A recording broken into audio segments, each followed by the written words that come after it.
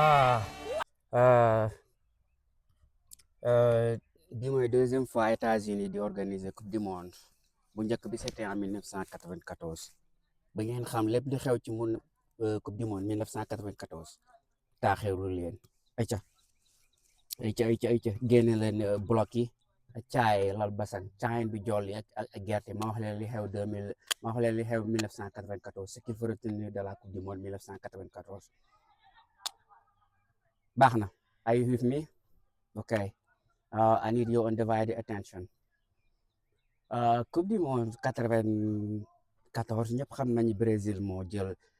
Tout le monde sait que le Brésil a remporté la coupe du monde 1994. Tout le monde sait que c'était contre l'Italie et ils ont gagné au tir au but. C'était avec le Milan de Roberto Baggio avec sa fameuse coupe ponytail, queue de cheval ou chignon bas, je sais même pas.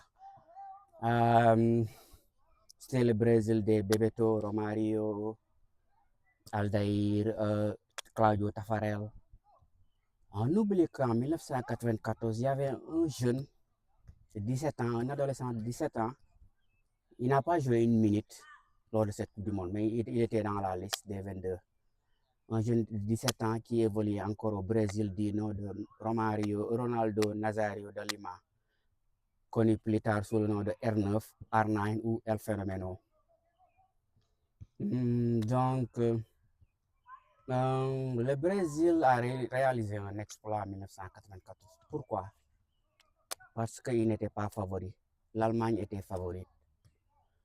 Donc, le Brésil n'avait pas remporté la Coupe du Monde depuis 1970 avec la génération de Pelé, Serginho, Testao, Carlos Alberto.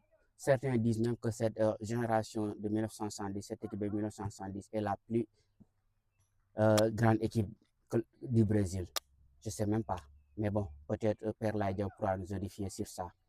Donc, 1970, c'est la dernière fois que le Brésil a remporté la Coupe du Monde avec Pelé. En 1974, c'était l'Allemagne de l'Ouest, bien avant le mur de Berlin. Mais en 1974, c'est l'Allemagne de Gerd Müller et Franz Beckenbauer contre les Pays-Bas avec le football total de Johan Cruyff. En 1978, c'était l'Argentine de Mario Kempes et Daniel Passarella contre cette même équipe hollandaise avec leur football total. En 1982, c'était l'Italie du capitaine et gardien Dinozov. En 1986, c'était la merveilleuse équipe argentine de Diego Maradona avec la fameuse main de Dieu. 1990, c'était l'Allemagne avec Andreas Brehme contre l'Argentine. Donc le Brésil n'avait plus remporté la Coupe du Monde depuis 1970 et l'Allemagne était favorite. Pourquoi l'Allemagne était favorite? L'Allemagne sortait de 3 finales consécutives. Ils ont disputé la finale de 80... non, ils ont 4 finales. Ils ont perdu la finale de 82 contre l'Argentine de Dinozov, l'Italie de Dinozov. En 86, ils ont encore perdu Coupe du Monde contre l'Argentine de Diego Maradona. En 90, ils ont remporté la finale contre l'Argentine avec le penalty d'Andreas Brehme. Et en 92, en Euro 92, ils ont perdu en finale contre Danemark de mes cousins les Sensen avec Brian et Michael Laudrup. Donc l'Allemagne était archi favorite. Et l'Italie était deuxième favori parce que en 94, le Calcio était le championnat le plus suivi avec le Catenaccio des Italiens. Les Italiens, c'est Arsenal. Cette année a fait de l'Italie sans les Italiens. Ce qu'a fait Arsenal cette saison en Ligue des Champions, c'est ce que faisait l'Italie en 94. Catenaccio, il trichait, il perdait beaucoup de temps.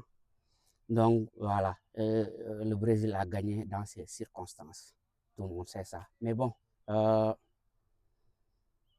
voilà, c'était juste pour planter le décor. Maintenant qu'on a planté le décor, on va entrer dans le vif du sujet.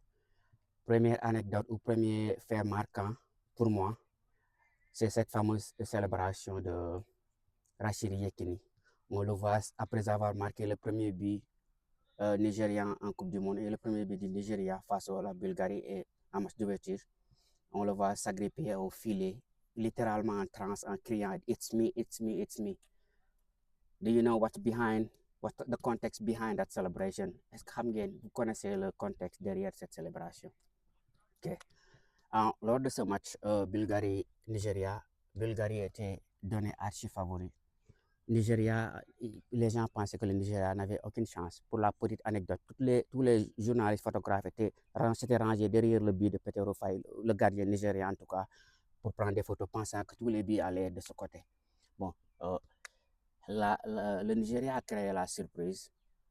Euh, c'était, c'était un exploit retentissant, d'autant plus que c'était face à la Bulgarie, avec la génération dorée de la Bulgarie. Chaque équipe, à un moment donné, ils ont une génération dorée. Qu'est-ce qu'une génération dorée? C'est l'éclosion de plusieurs talents en même temps. Donc, comme je disais, c'est l'éclosion de plusieurs talents en même temps. C'est ce qu'avait connu la Bulgarie de Hristo Stoïkov, Emil Kostadinov, Balakov, Ivanov.